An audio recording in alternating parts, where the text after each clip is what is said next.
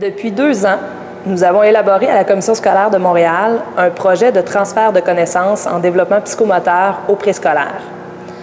Plusieurs organismes communautaires offraient des activités psychomotrices aux élèves.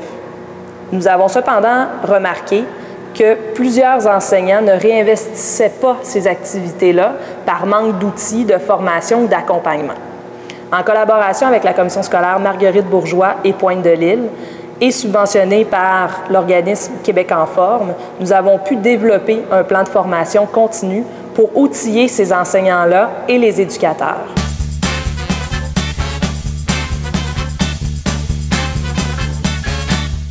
Donc pour moi, le développement psychomoteur au préscolaire, c'est vraiment de décortiquer l'activité physique en tant que telle, tout ce qu'on peut faire au gymnase en éducation physique. On peut le réduire, le décortiquer à de la motricité globale, de la motricité fine, sur différentes activités, dans le fond, qu'on peut travailler. Et par la suite, en travaillant ces aspects-là, les jeunes sont en mesure de faire des activités physiques plus complexes. Pour moi, le développement psychomoteur à la maternelle, c'est le développement global, là, mais bon, c'est sûr qu'il y a la motricité globale, il y a la motricité fine, mais il y a tout ce qui donne aussi des informations qui passent par le corps. Pour moi, le développement psychomoteur au préscolaire, c'est un développement global, ça fait partie de ça.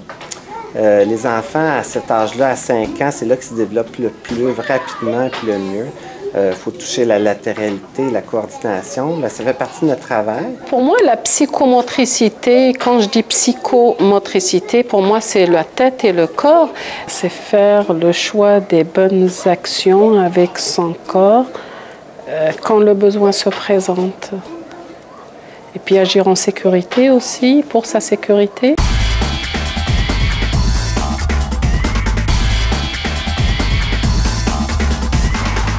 Au départ, nous voulions nous assurer d'avoir l'engagement volontaire des écoles participantes au projet, c'est-à-dire une mobilisation des membres de l'équipe école concernée ainsi que le soutien de la direction d'établissement. Les conditions qui sont préalables pour l'installation d'un programme psychomoteur dans une école primaire sont nombreuses. Donc, la première, je dirais que ce serait la mobilisation du personnel enseignant, mais également, on a des services éducatifs. Donc, au niveau du service de garde, service éducatif, il faut que les gens soient mobilisés également. Au niveau de l'éducateur physique également, je pense que ça prend une équipe complète pour en arriver à un programme, à instaurer un programme de ce type-là. Pour développer un projet psychomoteur dans une école, je crois qu'il faut beaucoup de collaboration. C'est pas seulement à l'enseignant en éducation physique de s'impliquer. Je crois que c'est aussi aux titulaires dans les classes. Ça prend un porteur du projet dans l'école, mais par la suite, il faut que l'équipe soit mobilisée puis que tout le monde aille dans le même sens. Puis ça aide beaucoup à la pérennité du projet, parce que si le porteur de projet quitte l'école, mais le projet, il peut subsister.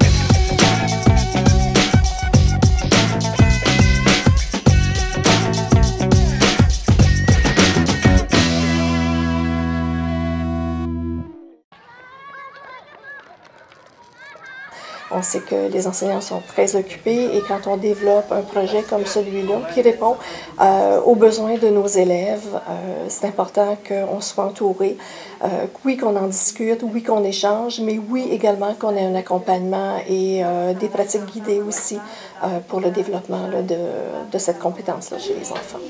Puis il y a des ensembles qui ont été créés parce que les enseignants ici avaient une préoccupation, c'est de faire bouger les enfants. Mais comment y arriver, ça, c'était une autre histoire. Avoir des idées d'activités, ça ne fonctionnait pas non plus.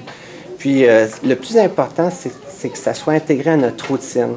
Que ça ne devienne pas juste un projet puis qu'on mette tous nos efforts sur le projet. Il fallait que ça fasse partie de notre enseignement puis que ça soit quotidiennement. Pour moi, même avant que je ne commence à planifier des activités dans la classe, c'était pour moi nécessaire pour bouger plus, bouger mieux. Et puis pour moi, pour planifier des activités, pour les faire bouger, mais avec une intention derrière, l'intention de les observer pour pouvoir les accompagner, les supporter et elle les préparait donc à la maternelle 5 ans et à leur première année. Le fait d'inclure le développement psychomoteur dans le projet éducatif, ça a facilité les choses. Une des choses qu'on fait pas mal toutes, par exemple, c'est de jouer dans la cour le matin un peu plus longtemps. Là, on reste 10-15 minutes. Il y en a qui sortent du matériel, il y en a qui font des activités plus dirigées. On a pas mal toutes aussi installé un coin moteur dans la classe.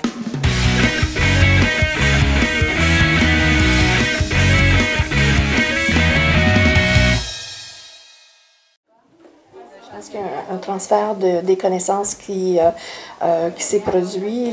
Je pense que les enseignants sont beaucoup plus à l'aise de le faire. Et moi, ce que je peux observer là, dans la vie de tous les jours, c'est qu'il y a beaucoup d'activités qui se font, beaucoup plus de périodes qui sont utilisées aussi. Le premier changement que j'ai observé chez les enfants, c'est qu'ils en redemandaient. À force d'en avoir fait avec eux, ça a développé le goût d'en faire, puis ils m'en demandaient presque tous les jours. C'est la motivation et l'autonomie. La motivation parce que les élèves, ils s'attendent à ce qu'on bouge durant la journée, qu'on fasse des activités, puis ils anticipent, ils ont hâte de venir justement pour ce genre d'activités-là. L'autonomie parce qu'ils s'organisent, ils règlent leurs conflits, ils vivent plein de choses, de merveilleuses choses durant la journée. Puis juste le fait qu'ils puissent avoir l'interaction, parce que quand tu es en psychomotricité, tu es en jeu, l'interaction est tout le temps là. Moi, je travaille au service de garde, puis on travaille en collaboration avec les enseignants. J'ai travaillé aussi beaucoup sur l'équilibre, sur le tonus, sur la respiration, la latéralité. Et en plus, la formation m'a permis beaucoup à apprendre beaucoup de choses. Ce qui s'est passé cette année avec la formation qu'on a eue, avec toutes les activités de psychomotricité qu'on a pu donc, implanter en classe et puis qui ont donné beaucoup de plaisir aux enfants, on s'est dit donc avec la formation, on est assez outillés pour faire un atelier, tout un atelier dédié à la psychomotricité, donc globale et fine. Et c'est ce qui s'est passé dans la classe. Donc les enfants sont arrivés dans un local avec plein de jeux, des cerceaux, des ballons, des couleurs. Et nous, ça nous a permis de les observer. Eux, ça a fait leur bonheur et je pense que ça leur a donné le goût de revenir l'année prochaine à leur nouvelle école.